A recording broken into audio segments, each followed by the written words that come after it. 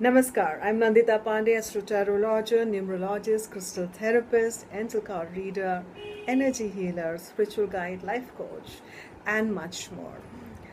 Today I'm going to talk about lunar eclipse that is falling on the 18th of August 2016, and we'll see how it is going to impact on different moon signs and how uh, your entire coming 6 months will be projected as. And primarily whenever I have calculated moon signs, and I'm sorry, I beg your pardon, primarily whenever I have calculated on the eclipse, I have seen that a fortnight before the eclipse and fortnight after the eclipse, there is always a huge transition in and around a person, largely covering and dealing with masses, and there could be natural calamities, there could be upheavals in stock markets, upheavals in governance, there could be a change of government, something sudden things that happens.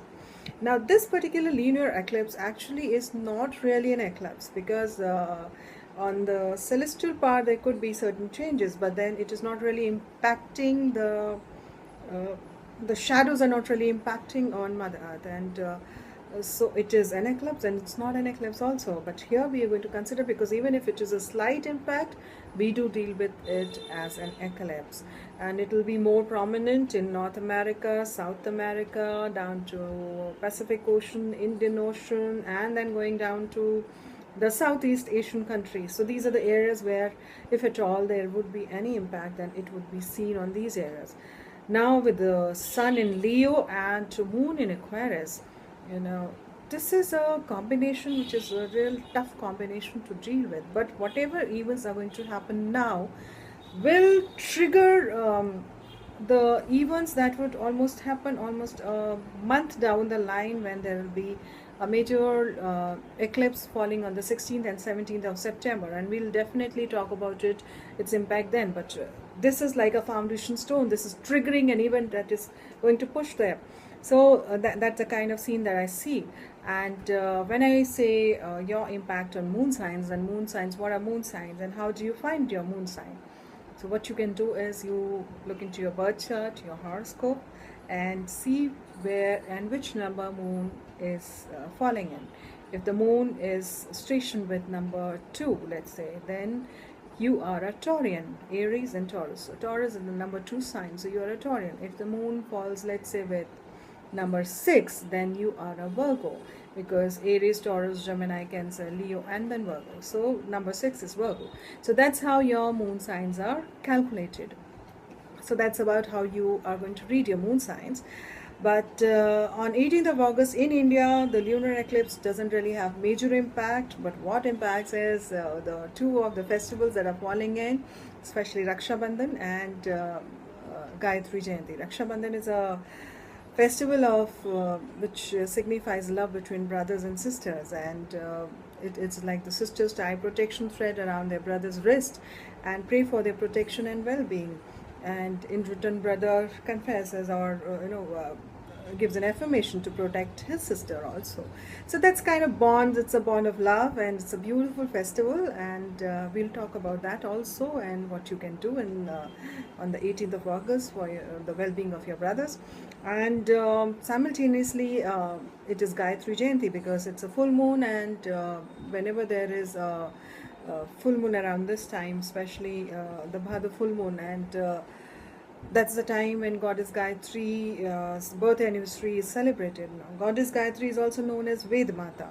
Ved Mata means from whom the entire Vedas were originated. She is the final culmination of all the Vedas, and thereafter the Sanatan Dharma, the Hindus, we need to. She is the goddess of.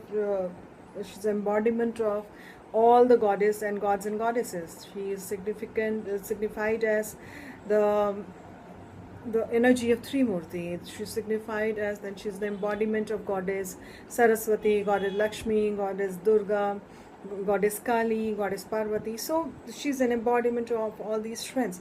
So chanting Gayatri mantra facing east in the morning would be a wonderful thing. So subscribe here on this channel and keep getting updates on those also.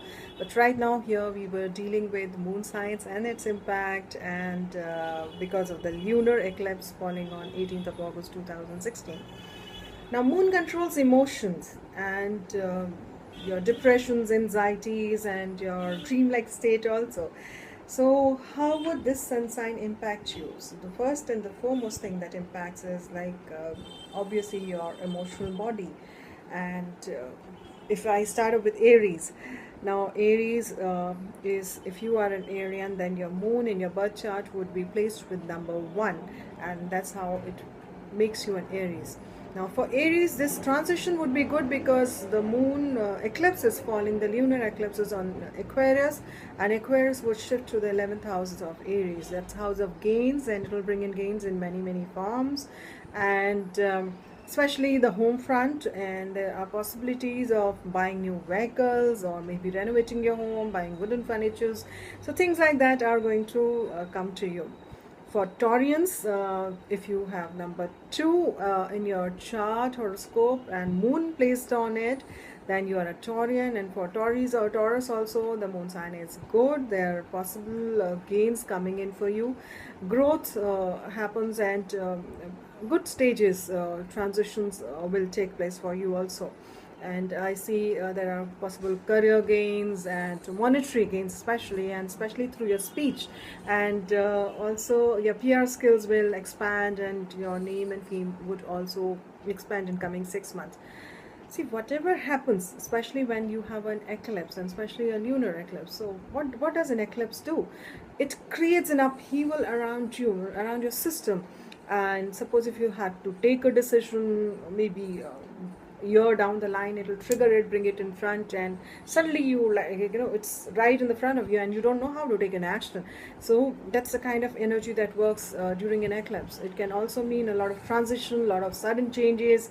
It can be good, it can be bad, depending on your where the moon is transiting in your chart at that particular point of time.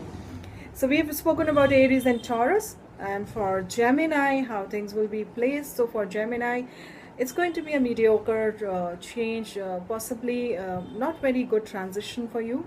There are possibilities of trips that might not manifest as per your expectations. And the remedy basically for Geminis right now is you need to invoke your divine sources and divine gurus and ancestors, and pray to them and ask their blessings to come to you. So when that happens, things will work. However, your relationship with your siblings will definitely improve. And because it's Rakshabandhan also, so for all the women who are trying their girls who are trying Rakhis to their brothers, for Gemini, I would recommend aventurine Rakhi, or maybe you can add on a crystal aventurine, or maybe a green thread to them. It will help them out. For Aries, it can be red thread, because that will really be very auspicious. For Taurians, if you can give them an opal crystal or smoky quartz crystal Rakhi, that'll be an absolutely awesome thing to do, because that will bring in a lot of protections for your brothers. And we move on to Cancer. So Cancer means if you have your moon placed in number 4 in your birth chart, you are a Cancerian.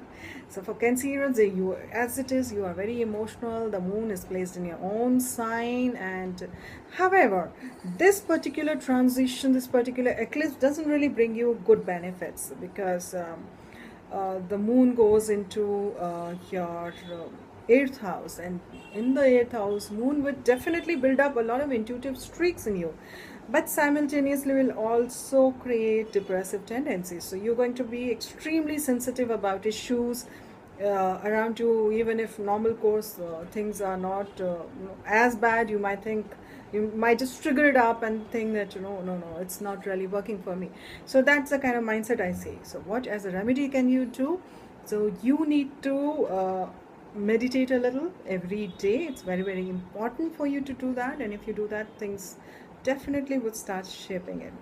And for Leo, if I have to talk about Leos, this transition is good, and I see a lot of changes, a lot of growth, a lot of personality improvements, and sudden lot of again intuitive streaks for you also, but happiness and success coming in. And so does Virgo. Virgos also, I see suddenly you would gain from your enemies, you would overcome and surpass your opponents. Things will work out for you. For Librans, if I have to see Librans, how the transition is going to be, then again it is a very mediocre transition for you. Nothing great happening on this front right now, and there are possible academic problems or problems related to children suddenly cropping up. So you need to activate your own energy levels, and for doing that you need to maybe burn a rose incense and then meditate, take deep inhalation and then exhalation of the incense, because that will purify your mind, body and soul and balance it up. So doing that would definitely work in for you. Then comes down your Scorpios. So how would this transition be for you? So for Scorpios also, I don't really see majorly great change happening right now, and this is possibly because health of your mother could be affected, and you might be a little worried about what's happening at the home front. So you need to chill out, relax a bit, and also while traveling just be a little more careful. For you also, bloodstones are good, so you can have a bloodstone Rakhi tied to your brother if your brother is a Scorpio.